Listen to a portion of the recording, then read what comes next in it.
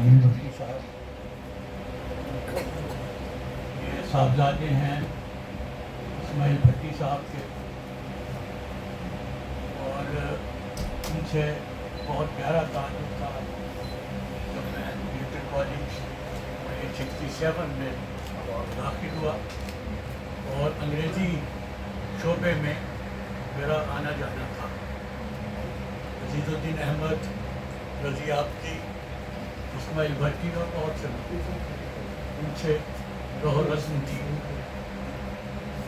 अंग्रेज़ी के आदमी होते हुए उर्दू के लिए जो उन्होंने काम किया इस्माइल भट्टी साहब, वो मिसाली काम, और हमने राज अक़ीदत पेश करने के लिए इस किताब की वसातत से यहाँ हाजिर हुए।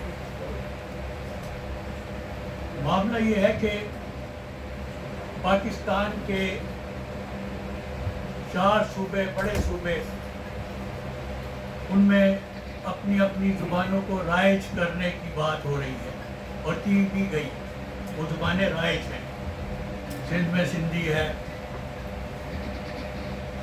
केपे में पश्तो है, बलोचिस्तान में बलोची है, पंजाब में अलबत्ता ज़रा पंजाबी को पीछे रखा गया। उसकी वजह हम खुद पंजाबी हैं, लेकिन पंजाबी में शायद लिखना इतना पसंद नहीं करते। लोगों की तवज्जो अब पंजाबी की तरफ काफ़ी हो रही है, वो पंजाबी किताबें भी तख्लीक कर रहे हैं। लेकिन अगर पंजाब वाले भी सारे पंजाबी की तरफ चले जाएं तो उर्दू की हिफाजत कौन करे? उर्दू की हिफाजत जो है वो तो ना बंगाल में हुई है, वो आपके सामने है। उर्दू का नारा लगा और वो बंगाल की अलहदगी की बुनियाद बन गया। ना ये सिंध में है, सिंधी लोग भी कोई उर्दू को इतना ज़्यादा पसंद नहीं कर रहे हैं।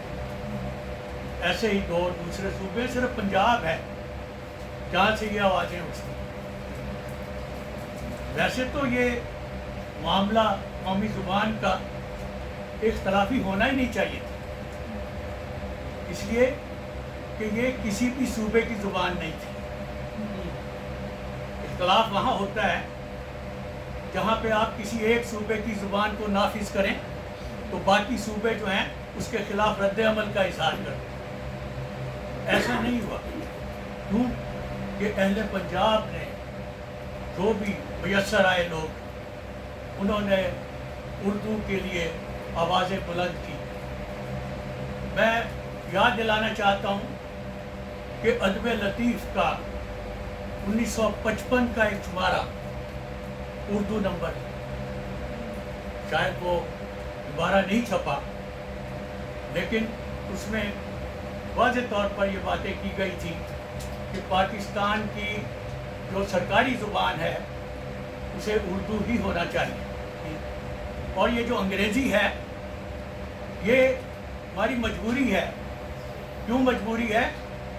कि हमने अंग्रेज़ी के ज़रिए से मुलाजमतें ली हुई।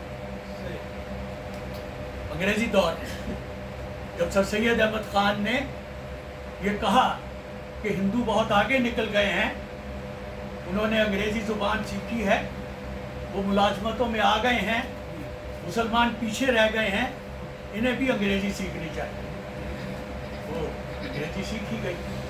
वो सारे ख़ानदान आज जो अंग्रेज़ी सीखने के बाद मुलाजिम हुए अंग्रेज़ों के उस दौर में, वो आज भी हमारे मुख्तलिफ़ शोबों में मौजूद हैं। वो हमारे जो वजारतें हैं मुख्तलिफ़, वही ख़ानदान चले आ रहे हैं, उनकी आगे औलादें चली आ रही। तो अंग्रेज़ी जो है वो एक ऐसा ज़रिया बन गया जिनसे वो खुशहाली की तरफ चले। बाकी जो अवाम है उनकी किसी ने पूछा ही नहीं, कस नमी फुर्सत के भैया को, अवाम का किसी ने नहीं। पाकिस्तान बना था मुसलमानों के लिए, आम मुसलमानों, लेकिन पाकिस्तान से फैज़ पा रहे हैं खवास, जिनकी तरफ इशारा हुआ, इशराफिया के हवाले से बात हुई।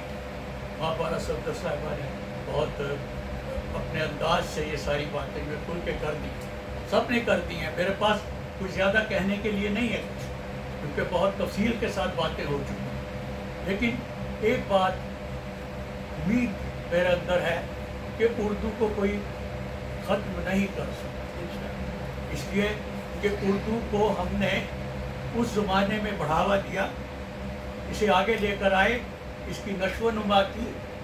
जब बड़े सगीर में मुसलमानों की जो सरकारी ज़ुबान थी, दरबारी ज़ुबान थी, वो फ़ारसी थी, और अंग्रेज़ों ने आके सबसे पहला वार जो किया वो फ़ारसी पर किया, ताकि हमारा जो तहज़ीबी वर्सा है वो हमारी नज़रों से ओझल हो जाए। और ये करते हैं, वो जब कोई हुक्मरान आता है वो सबसे पहला वार जो है आपकी सकाफत पर करता है, तो उन्होंने किया। और उर्दू को 1837 में उन्होंने सरकारी ज़ुबान बनाई। उर्दू जो है ये अंग्रेज़ों ने सरकारी ज़ुबान बना दी। क्यों बना दी? कि उर्दू के पास ज़ख़ीरा नहीं था, वो अंग्रेज़ी ही सीखेंगे लोग इल्म के लिए को हासिल करने के लिए, उर्दू के ज़रिए से वो इल्म हासिल नहीं करेंगे। उस वक्त 1837 में हमारे पास क्या था? कुछ मसनवियाँ थीं, कुछ शाही शुअरा के दीवान थे, नसर की कोई किताबें जो हैं वो ऐसी सामने नहीं आई थी। वो किताबें जो हैं वो सर सैयद अहमद ख़ान और उनके रफ़ाक़ा के ज़रिए से सामने आई, और उर्दू को उन्होंने इस बुलंदी पे पहुंचा दिया हमारे अकाबरीन ने कि वो फ़ारसी को रिप्लेस कर दी, और अब वो हमारी ज़ुबान है, मुसलमानों की ज़ुबान है।